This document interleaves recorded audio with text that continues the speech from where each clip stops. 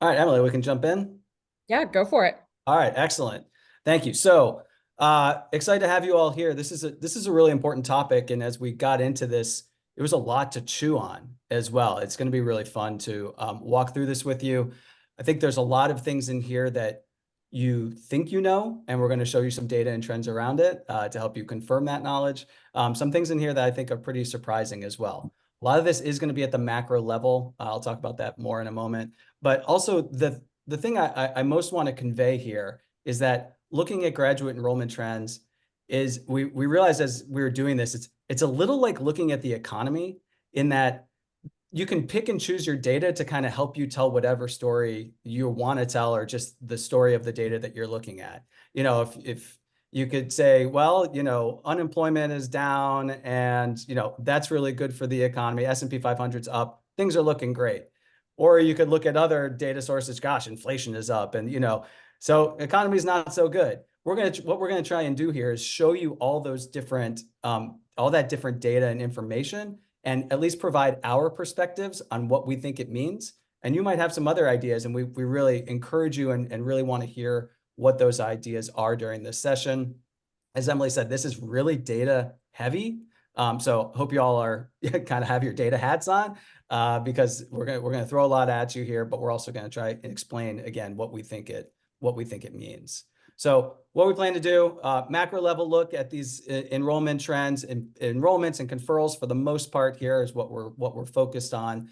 We're also going to do our best to just kind of talk about these different sources in a way to help you understand them as you go back to your own institutions and try and maybe piece some things together for yourself. And then, as Emily said, towards the back end of this hour or so, we do want to hear from you. We want to hear both your questions as well as your comments about sort of what you're seeing and what you think these things mean. What we won't get to today, very importantly, first, the specifics of your market and your program portfolio. This is really a macro level look that we're doing here.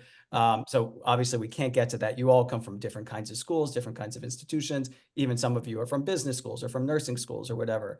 And then obviously the solutions to all your enrollment problems. Emily only scheduled us for an hour. If we had an hour and a half, maybe we'd get to that, but blame Emily, don't blame me and Jesse.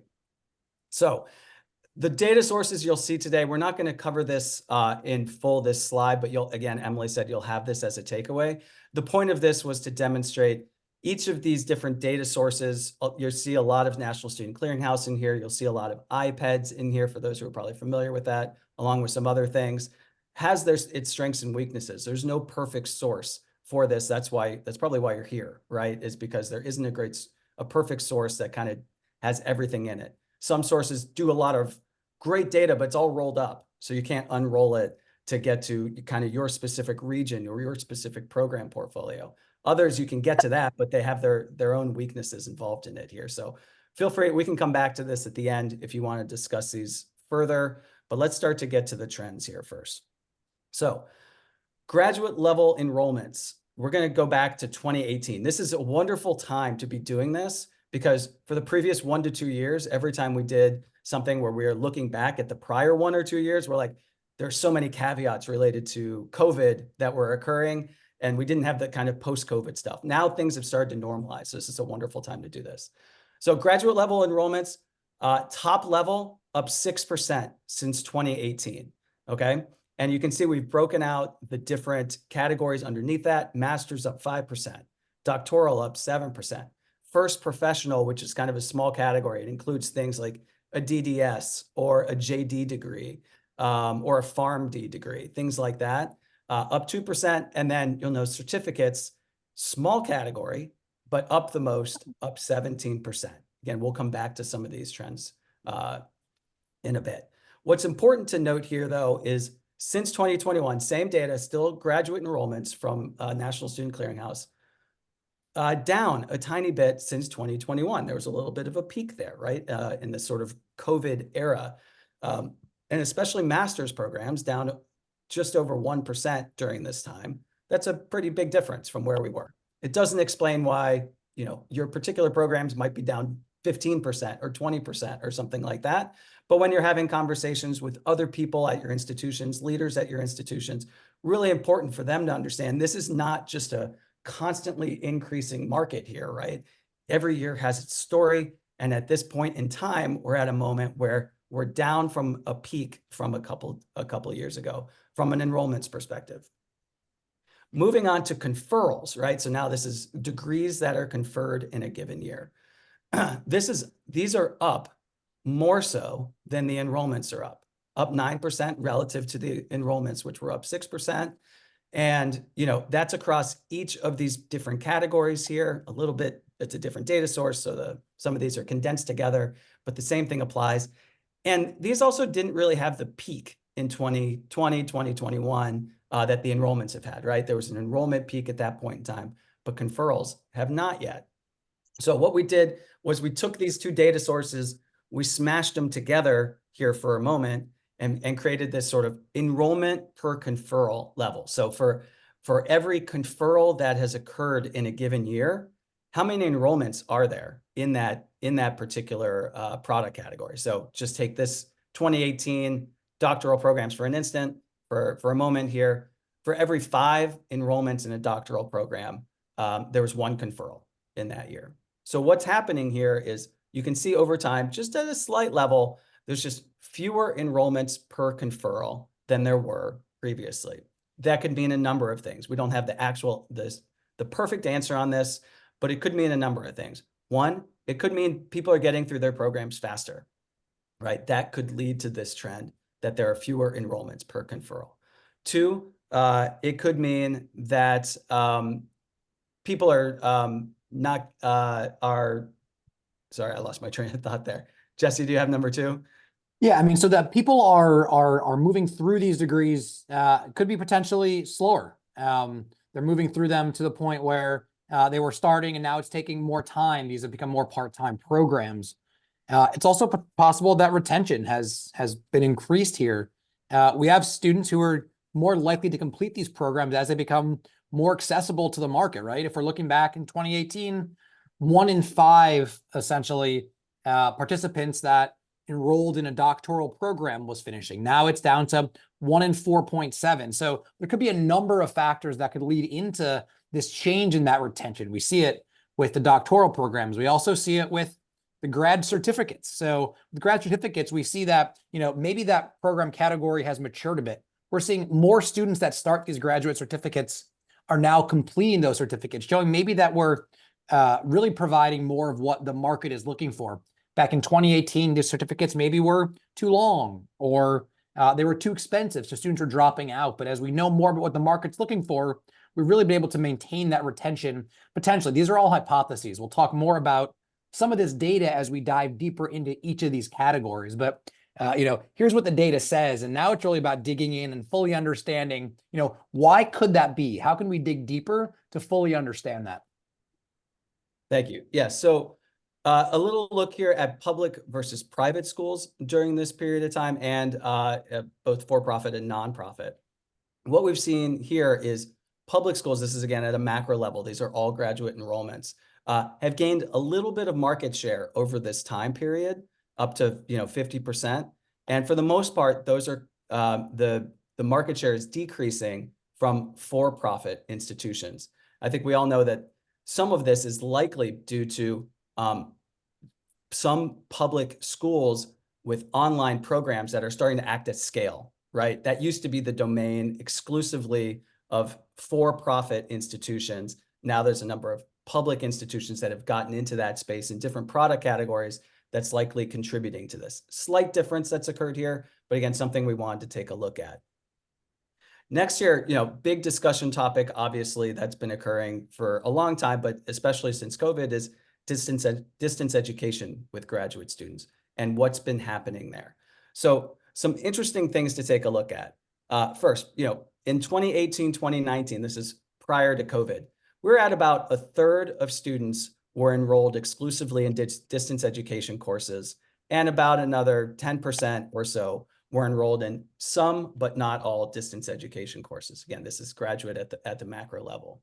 Where we are now is up, but I think not up as much as maybe people might think or suspect. It's up from about 1/3 to about 40% in exclusively distance education courses.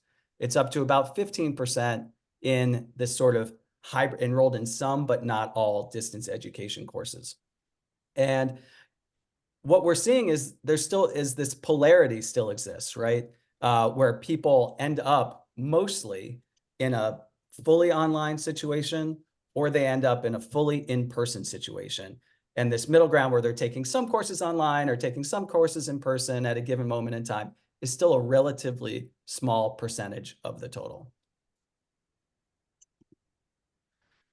And of course, just to provide an example here of distance education and how it varies by product category. We're not going to burrow deep into a lot of product categories here. But just as an example, this is trends in MBA enrollments at AACSB accredited institutions during this time period.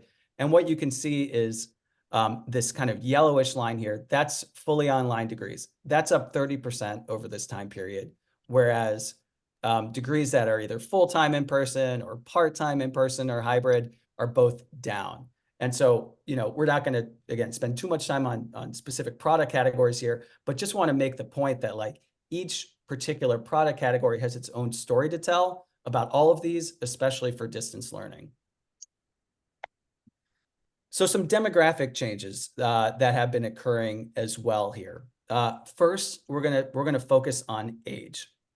And again, this is something I think that's anecdotal that we've been hearing from a lot of our clients and people we know in the industry is, gosh, it seems like the students are getting younger. And what we're seeing here is, yeah, that is actually the case. So, the 24 and younger group is this kind of blackish line here that is up 16% during this time period over the past 6 years now, going back to 2018. And interestingly, the group that I think we almost consider to be the target historically for graduate education is it's flat. Both of these, 25 to 29, 30 to 39, are both flat during this time period. And the other group that's growing is the 40 plus group, both 40 to 49 and 50 and older. Now, we took a little bit of a closer look at this as well, because the question was, okay, so what's driving that? Are those older people just enrolling in certificate programs? Is that the degree that they are most interested in? And what we found is, yes, they're enrolling in certificate programs, but it's still a very small percentage of the total pie for them. They're enrolling in all of these different programs across the board, more so than they used to. And what this means in terms of the share of graduate enrollments by age, as you can tell, is 24 and younger group used to be about a quarter. Now it's up to 28% of the total share.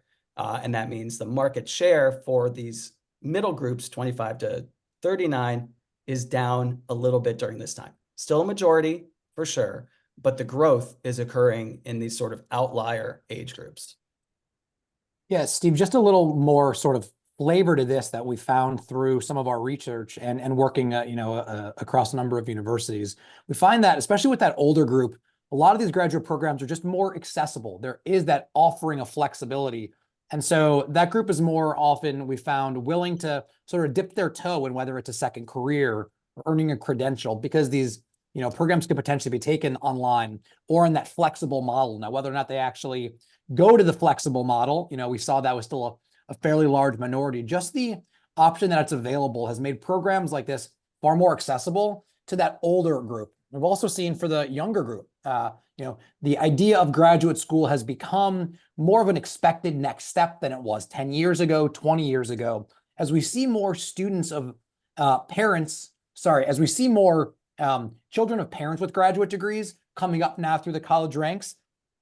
There is an expectation. Yeah, after college, I'm going to go and get a graduate degree. Sort of like how there was an expectation of college in the previous generation. We see that growing. We see there's more pipelines through undergrad, through 4+1 programs directly into the graduate space. And so it's not just an illusion. Your classes, like Steve said, are getting older. And these really drive important decisions. Those folks might need more career services, might need some more hands-on learning. So really important to understand that, likely at a macro level, but also, as we've been digging into various categories, we see it's really across the board, this growth in the older and younger student populations that have different needs than those 25 to 39-year-olds that the graduate space has been accustomed to for quite some time.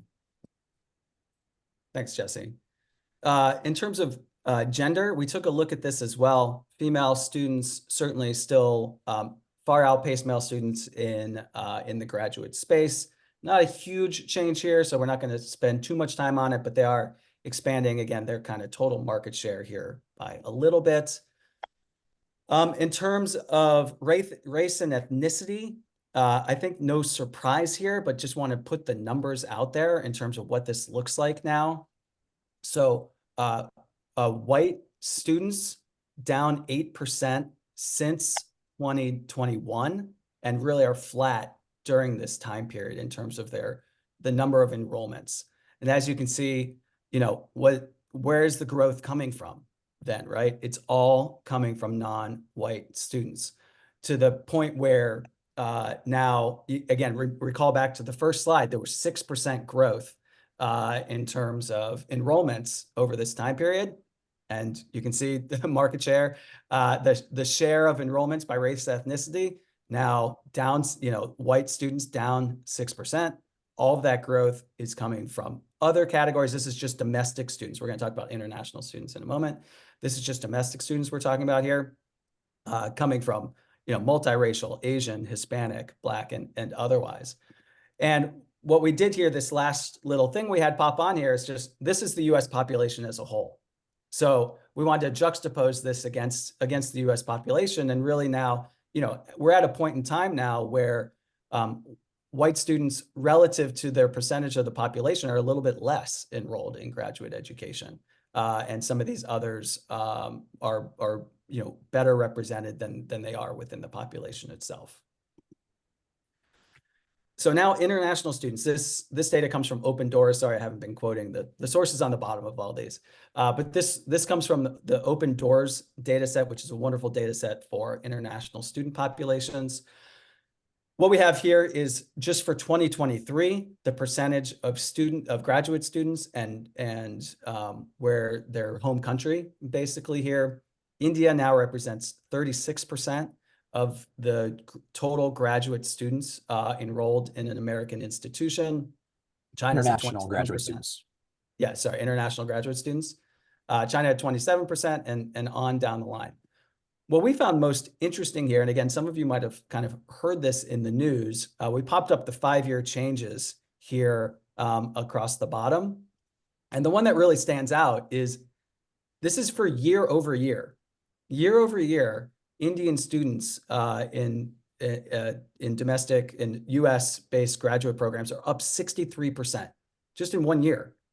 And as we know, Chinese students are down, but that's just a huge change. So they're at just over 100,000 just last year, and now they're at 165,000 Indian students enrolled in US graduate programs.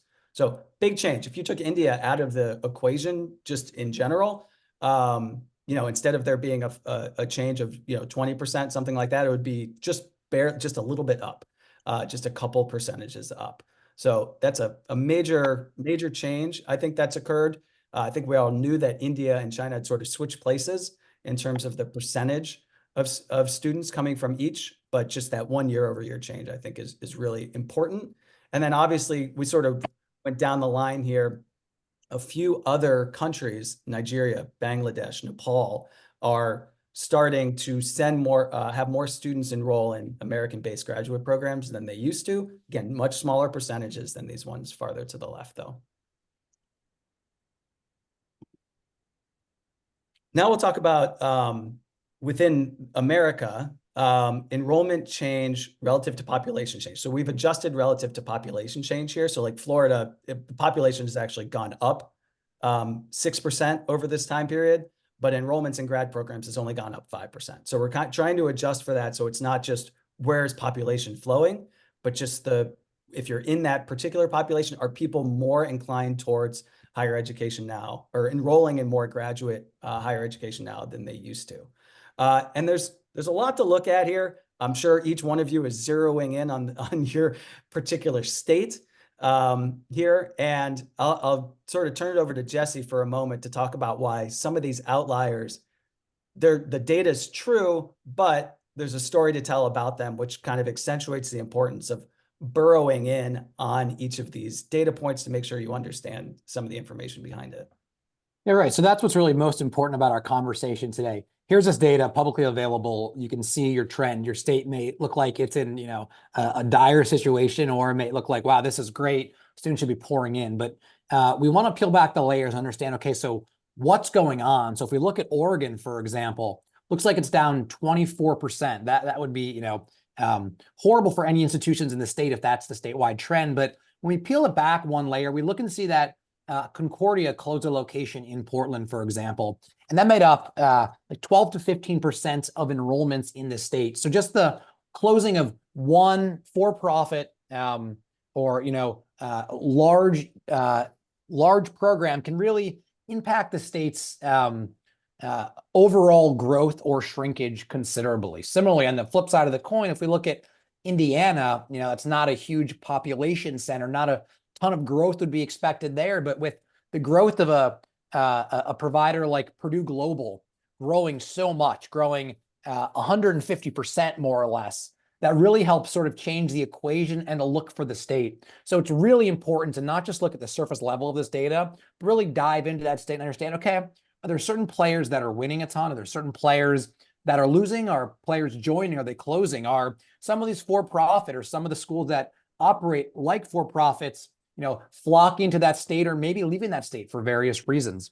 So it's just really important. And we will make the point that you need to sort of dive deeper to understand what's really going on. Just because statewide enrollments are up 22% and your program's only up 10% doesn't mean that you're, way behind the eight ball. We need to look more specifically at your product category, your competitors, to see what's going on in your, much more specific and nuanced market. So we're going to get into a bit of discipline-specific data here, again, at a fairly high level, to show some differences here. So first, just as a starting point, enrollments in these different disciplines, these are the top 5 as a percentage of the total. So health professions are 23% of the total graduate enrollments over the past 5 years, and so on down the line. The change in enrollments within each of these different disciplines is a starting point for us, right? So health professions up a little bit, business and education down a little bit. Look at computer sciences, holy smokes, right? Up 60% during this time period, and engineering up a little bit as well as all others. What starts to become a little confusing, though, is we look at conferrals, and some of them have the trend is the opposite. Right, so health professions still up, but business conferrals are up, enrollments are down. Same with education. However, engineering enrollments are up, conferrals are down, right? And so again, we could have a whole webinar on a whole discussion on each one of these things for sure. But it, again, accentuates what Jesse was just talking about, which is like, if you just looked at one of these pieces of data, you would draw a specific conclusion from it. You got to take the whole into account and really look behind the numbers to understand what's going on here. What's interesting, though, is the market. So we took this data now is from Lightcast, and it's job posting data relative to some of the data we were just looking at about conferrals. And what we're doing is taking job posting data about jobs that require a master's degree and layering it on top of the number of people graduating with that degree. And what we're seeing basically is, so to simplify this, those coming out with a computer and information science or support services degree, there's 2.6 jobs out there for them that are requiring a master's degree. Whereas if you're coming out with an engineering master's degree, there's only 0.5 jobs out there that are requiring a master's degree. So the market is in some ways acting rationally here in terms of where people seem to be flowing in terms of enrollments and graduate degrees, because you see, obviously, there's a lot of growth here. There's also regional differences that occur by discipline, and there's a lot to get into here, so we're not gonna focus on it specifically, any one of these little squares here, but you can see it's just pretty interesting to look at, I find. And sometimes, and then you look at it, you're like, okay, I can see why that makes sense. Computer sciences in New England, right? There's a lot of growth in that area that's been occurring. And obviously there's a lot of schools in that area that are really strong in computer sciences. But then, you look and, well, education's not doing so well in New England. And you can just start to kind of look at this, and it goes along a little bit with what Jesse was saying a couple slides ago in the geography. Sometimes there's one or two players that either enter or get out of the market that really contribute to this. And then the other thing is there's a category that's just fully online players, or primarily online players. And as you can see, growth across the board here for the primarily online players in all of these disciplines. Again, gets back to, yes, there's certainly more of an interest and more enrollments and conferrals and such that are going on in that online space.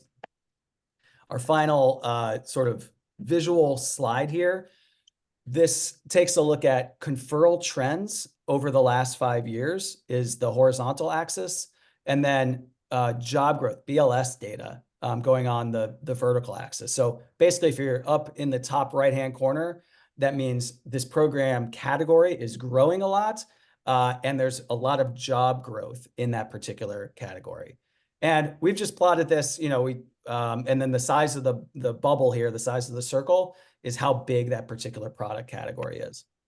So again, we could dig in on all of this, but just to show you some things here, the red, healthcare, everything's kind of locust here, which is a good spot to be, right? It's been growing and the jobs are there for people who are coming out of those particular programs. If you look at orange, education, a little bit farther down, right? Not as much job growth necessarily projected, but a lot of things to the right of zero in terms of conferral trends. Excuse me, some of these others, not, different stories. This big blue bubble, I think, is the MBA for business, which is kind of, right in the middle there. So, again, we could burrow in on all this, but we thought this was a helpful visual and that to show some of these outliers as well that are helping certain product categories with their growth.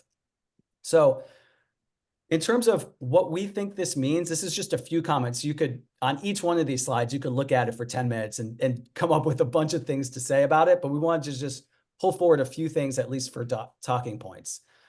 First, which we've mentioned a couple times, you need to look at enough data to tell a complete story, right? So if you were just to look at any one of these slides or any one of these data sources, you would come to some conclusions that may or may not be accurate and reflective of the entire whole for what you need in order to make confident choices for your programs and where you're going to make investments. Second, more diverse populations are clearly continuing to be a major piece of the puzzle here behind graduate education growth. If you're not already focused on them, marketing to these populations, you're likely not optimized for growth, right? Because that's where that growth is occurring. Third, while certificates themselves are clearly a growth market, they are not a savior, right? We work with a lot of schools that are like, we got to get into the certificate market. We know there's a lot of growth there, and that's going to be kind of our lifeline here as some of our other programs are lagging. And the truth is, it's still only 4% of the market. The revenue that comes from it is even a lot smaller than that, right? Because they're shorter form programs. And so, yes, you should be considering them, looking at them, optimizing for them, but no, they're not like going to be the savior for you. And obviously, there's also a lot of non-higher education competition that comes within that particular market.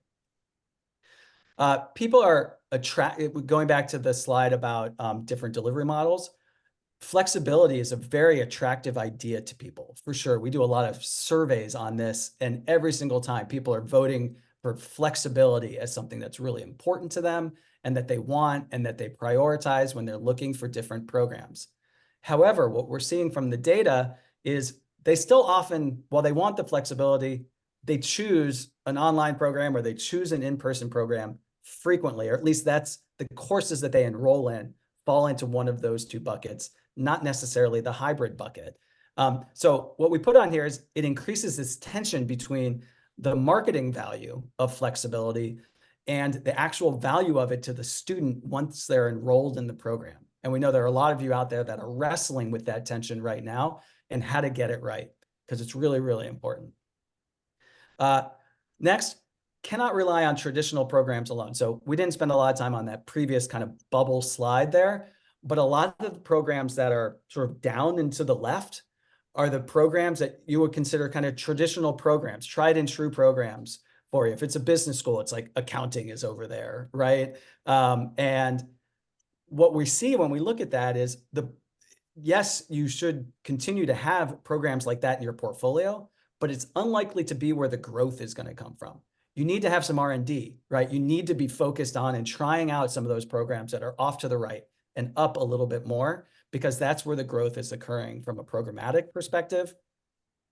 And then, of course, for those of you focused on, recruiting international students, it remains, we called it a dangerous premise, to focus at least on specific geographies, right? If you were putting your flag down in China a couple of years ago, because that's where a third or so of the students were coming from, that's been pretty problematic for you. We have some clients in that had that issue, right?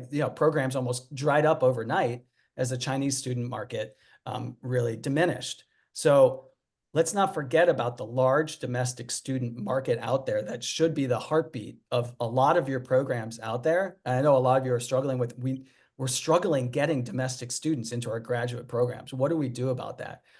You got to continue to rely on that, right? And make sure that you have that in place. So those are, again, just some of the comments that we had. I'll take down the big screen here. We can always pop back to it if we'd like to. But yeah, I'll turn it back to Emily and see what kind of questions, the things people want to talk about. Thanks, Steve.